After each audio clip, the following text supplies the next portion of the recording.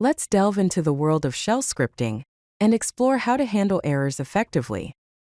A robust script is one that anticipates and gracefully manages errors.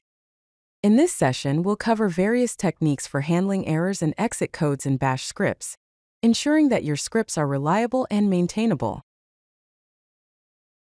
Let's start by understanding exit codes.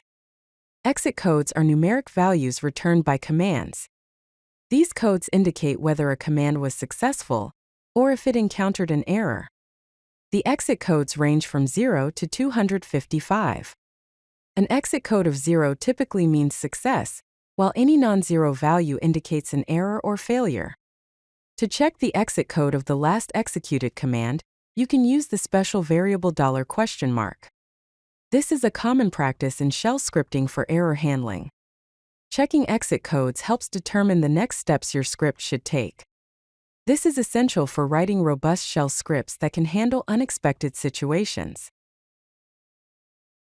Let's look at a basic error checking example. This script starts with the shebang line, which specifies the interpreter for executing the script. Next, the script attempts to create a directory named test_directory inside the temporary directory. After attempting to create the directory, the script checks if the command was successful using an if statement. It examines the value of the $? variable, which holds the exit code of the previous command. If the exit code is 0, it means the directory was created successfully, and a corresponding message is displayed.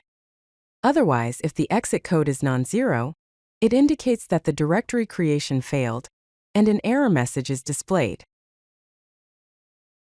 The double pipe, also known as the OR operator, lets you execute a command only if the preceding command fails. In the example, if the make directory command fails, the echo command will be executed to display the error message. The double ampersand or an operator executes a command only if the preceding command succeeds. Here, if the grep command finds the specified pattern in file.txt, the echo command will confirm that the pattern was found. Using these operators provides a compact way to handle errors and successes in your shell scripts, making your code more concise and readable. These operators are commonly used in one-liner commands within scripts for quick error handling. Let's define a function called handle_error. Inside the function, it takes an error message as input, displays it using the echo command, and then exits the script with an exit code of 1, indicating an error.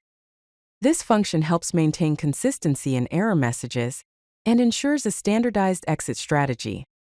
Now, to use the function for error handling, the script attempts to change the current directory to the specified path. If this command fails, indicated by a non-zero exit code, the double pipe operator triggers the handle_error function with the message cannot change directory. Similarly, if the grep command fails to find the specified pattern in file.txt, the handle_error function is invoked with the message pattern not found. Creating reusable error handling functions improves code organization and maintainability, making your scripts easier to understand and modify. The set command is a powerful tool for controlling script behavior, especially when it comes to error handling. The set-e option instructs the script to exit immediately if any command returns a non-zero exit status, indicating an error. The set-u option treats unset variables as errors, preventing the script from proceeding with undefined values. The set-o pipefail option causes a pipeline to return an error code if any command within the pipeline fails. You can combine these options for comprehensive error handling by using set-uo pipefail. The set command makes your scripts fail fast and visibly, which is crucial for debugging and preventing silent errors that can lead to unexpected behavior. The trap command in shell scripting is used to execute a specified command or function when a script receives a signal or exits. First, a temporary file is created using the temp command, and its path is stored in the temp_file variable. Next, a cleanup function is defined. This function echoes a message indicating that it's cleaning up temporary files, removes the temporary file specified by temp_file, and then exits the script. Finally, the trap command is used to ensure that the cleanup function is executed when the script exits, regardless of whether the exit is normal or due to an error. This ensures that temporary files are always removed, preventing clutter and potential issues. Using custom exit codes can provide more specific information about the nature of the failure, making it easier to diagnose issues. Here, some exit codes are defined as variables. For example, E_args is assigned the value 65 to indicate missing arguments. E_file_not_found is assigned 66 to signify that a file was not found, and E_permission is set to 67 to represent permission-related issues. The script checks if the number of command line arguments is less than 1.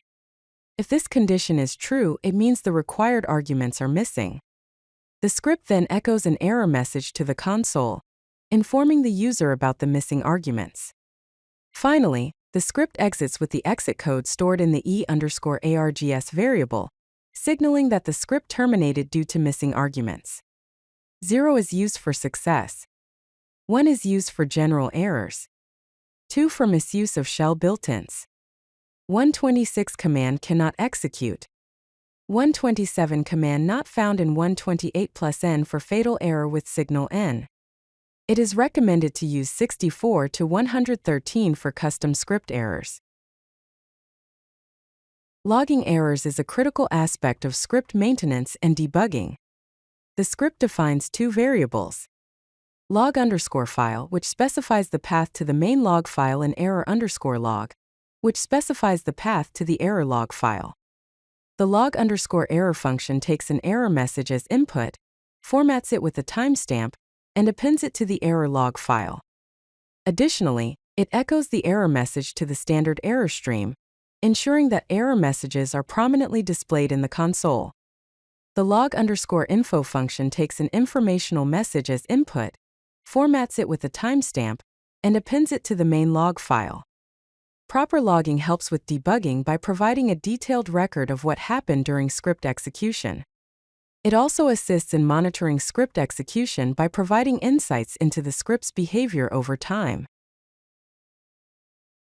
To ensure robust and maintainable shell scripts, it's essential to follow best practices for error handling.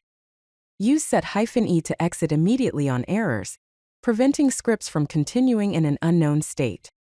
Also, make errors obvious and descriptive to aid in debugging.